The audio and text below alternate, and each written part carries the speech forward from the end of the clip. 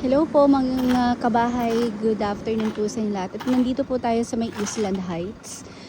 Malapit po tayo sa may Marcos Highway, katabi po ng Sun Valley Estates, Antipolo. So meron po tayong ongoing construction po dito.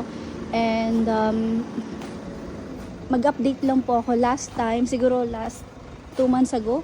Nag-update din po ako nitong property. And right now po, bagong yung mga tiles. ayan, oo.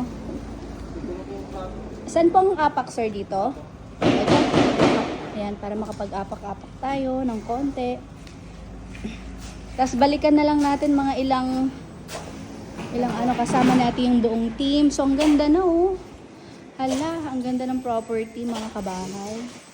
So, siguro mga mga a month pa, more than a month pa, para makita na natin talaga yung mas malinis na property. So meron po ditong pool. So this is the kitchen. So you have an island dito sa gitna, tas dining area mo. And then meron ka ditong tawag dito pool. Yan. Ganda. Pag natapos to, ang ganda ng property, mga kabahay. So right now, makikita mo na rin yung mga ginamit na fixtures nito. Even yung hagdanan, tingnan mo naman yung design ng hagdanan. Diba? So, and high ceiling din po. Then, hindi muna tayo makaakyat. Siguro mga a month pa. Para makita natin ng mas maganda yung property. Ayan. Alel, matatapos na nga. O, tingnan mo. Ayan, o.